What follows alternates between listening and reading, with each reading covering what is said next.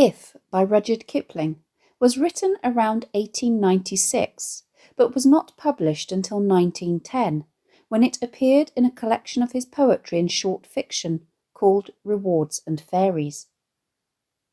Kipling himself revealed in his autobiography that the poem was written as a tribute to Sir Leander Starr Jameson, the British colonial leader of the botched Jameson raid in 1895, which was intended to overthrow the Dutch Boer government of the South African Republic, otherwise known as the Transvaal. The raid failed, resulting not only in the embarrassment of the British government, but also in the triggering of the Second Boer War between the British and the Dutch Boers. When Jameson returned to England, he was put on trial, found guilty, and sentenced to 15 months' imprisonment. If was later dedicated to Kipling's only son John, who was born in 1897, and takes the form of fatherly advice, listing as it does all the qualities he believes are required to be an ideal or true man. Note the capitalisation here, which differentiates it and elevates it from being a mere man with a lowercase m. It's interesting to note that this poem is of its time, in that Kipling already had 2 daughters, but hadn't felt inspired to write anything like this for them. It has, however, inspired other poets to write an if for women, but the results are, sadly and as one would imagine, mawkish, sentimental, and reaffirming of gender stereotypes. Extolling as it does the virtues of stoicism, such as self-restraint, equanimity, honesty, humility, integrity, resilience, and courage, embodied in what has become known as the British stiff upper lip, this manifesto of manliness, as described by journalist Nina Martyris, has struck a chord with the national psyche, repeatedly being voted the British public's favourite poem. The poem comprises 4 stanzas of 8 lines each. It's largely written in regular iambic pentameter, di-dum, di-dum, di-dum, di-dum, di-dum. Although the 1st, 3rd, 5th and 7th lines of each stanza feature an extra unstressed syllable at the end, di-dum, di-dum, di-dum, di-dum, di-dum, di, which is known as iambic pentameter hypercatalectic. The poem has a rhyme scheme of A, B, A, B, C, D, C, D, and features both double or feminine rhyme on the A and the C lines, e.g. waiting and hating, and single or masculine rhyme on the B and the D lines, e.g. lies and wise. Note how this falling rhythm at the end of alternate lines, caused by the unstressed syllable which forces a pause, in combination with the double or feminine rhyme that is dictated by this final unstressed syllable, e.g. about you and doubt you, prevent the poem from becoming sing-songy and instead give it a sombre and measured tone. There are also several instances of internal rhyme, such as meet and treat, nerve and serve, and talk and walk, which add to the poem's sense of musicality. Most lines are end-stopped. Enjambment can only be found at the ends of hypercatalectic lines, the pause of the unstressed syllable attenuating or weakening any sense of momentum that enjambment usually provides. This feeling of restraint and regularity in the poem's structure reflects and reinforces Kipling's central message that self-restraint and balance are the cornerstone of what it takes to be a man. The poem is written in the 2nd person you, addressed as it is to Kipling's son.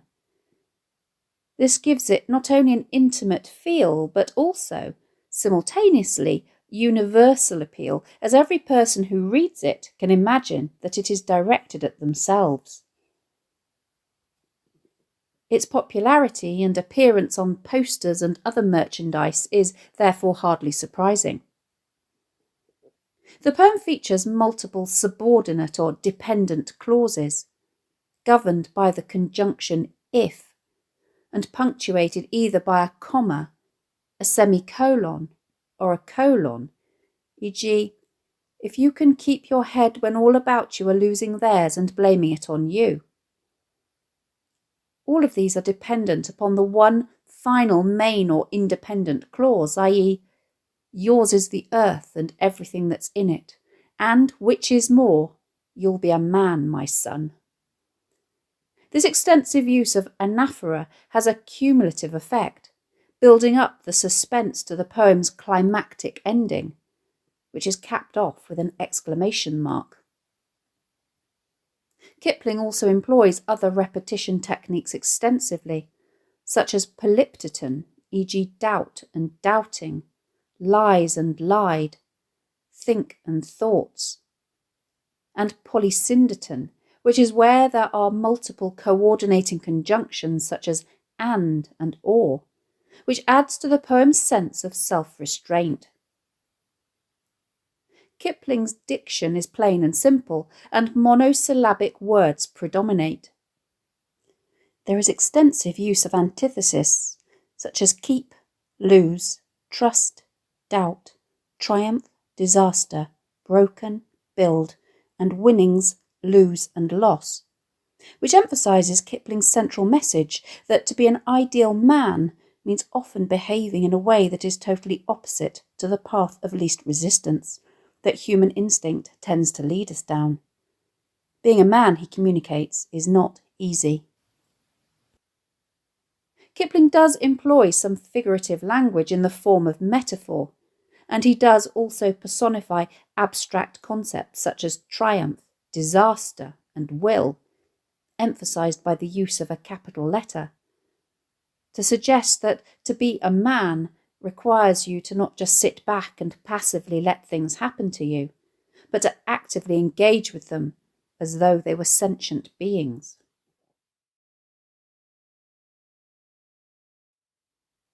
The poem's one-word title, If, puts the emphasis firmly on the multiple and strict conditions that Kipling believes need to be met before a man may deem himself to be a man, and highlights the uncertainty that these may be fulfilled.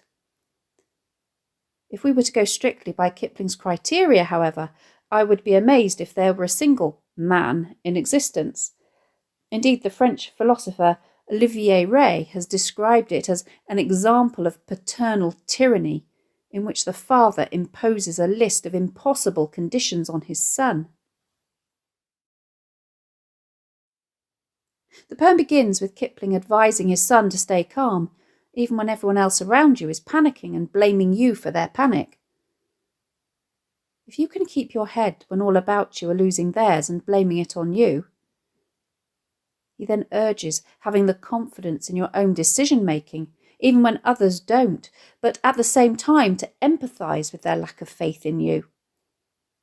If you can trust yourself when all men doubt you, but make allowance for their doubting too. Kipling finishes the stanza by urging patience, to not stooping to dishonesty, even when others are being dishonest themselves about you, and to not repaying hate with hate. If you can wait and not be tired by waiting, or being lied about, don't deal in lies, or being hated, don't give way to hating. All of this, however, must be achieved without sanctimony, and yet don't look too good nor talk too wise. The second stanza continues, if you can dream and not make dreams your master, if you can think and not make thoughts your aim. Here Kipling is suggesting that while ambition is to be applauded, you must guard against it taking you over and keep your feet firmly on the ground. He also warns of the perils of navel-gazing. Thinking is good, but it must not become an end in itself, probably because it paralyses action. Note the use of caesura in these lines, the pause that this forces, putting the metaphorical brakes on any dreaming and thinking that run the risk of getting out of hand. He continues, if you can meet with triumph and disaster and treat those two impostors just the same. Note how Kipling personifies triumph and disaster here as two impostors, or con artists who trick you into believing something that isn't true, to encourage his son to face both success and failure with equanimity. He suggests that while success shouldn't go to your head, failure shouldn't bring you to your knees either, as both these situations are essentially transient and illusory. Kipling moves on to consider once more the often hostile actions of others. If you can bear to hear the truth you've spoken twisted by knaves to make a trap for fools. He warns that even though you speak the truth, your words may be taken by knaves or unscrupulous people and twisted to deceive and manipulate the gullible. And this you must be prepared to endure. He concludes this stanza with the metaphor, or watch the things you gave your life to broken and stoop and build 'em up with worn-out tools. Rather than a physical structure, Kipling is referring to everything in life that you have worked for that has been destroyed for whatever reason. Rather than give up, you need to metaphorically roll up your sleeves and set about rebuilding from the ground up, even if your tools or your reserves, whether financial or emotional, are worn out or low. The use of the colloquial build 'em rather than the more formal build them suggests this matter-of-fact approach. In the third stanza, Kipling suggests that you should be able to take huge risks, but you should also be prepared for failure. If you can make one heap of all your winnings and risk it on one turn of pitch and toss, and lose and start again at your beginnings and never breathe a word about your loss. Pitch and toss is a gambling game where players pitch or throw coins toward a mark. The person closest to the mark gets to toss all the coins, winning all those that land heads up.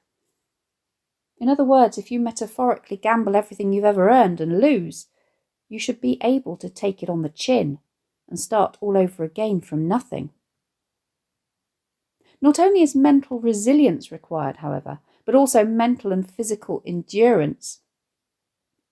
If you can force your heart and nerve and sinew to serve your turn long after they are gone, and so hold on when there is nothing in you except the will which says to them, hold on. Note the use of polysyndeton here in your heart and nerve and sinew to emphasize the sheer effort and physicality that is required even when you are totally exhausted and when all you have left is your willpower. Kipling's use of personification again here suggests the need for a strong inner voice and champion that will keep urging you on, even when you feel that you have nothing left to give.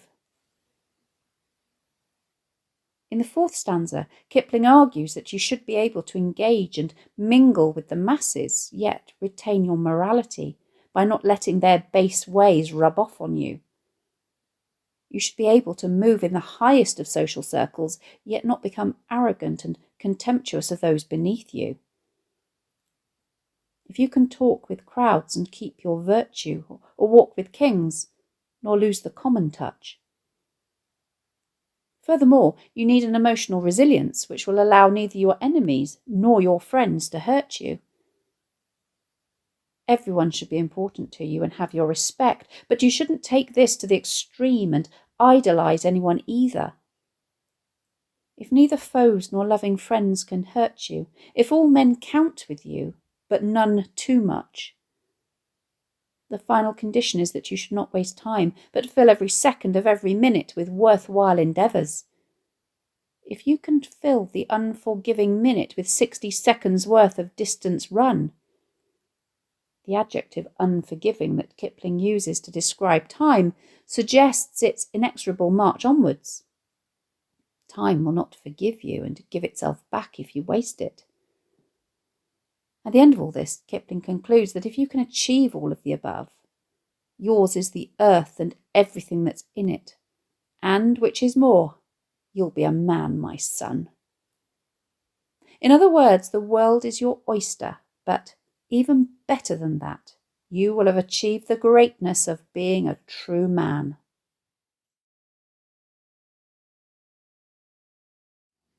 Thanks for watching. If you have any questions, please let me know in the comments section below, and I'll do my best to answer them. Don't forget to subscribe to my channel for more videos on English language topics and exam techniques and English literature texts.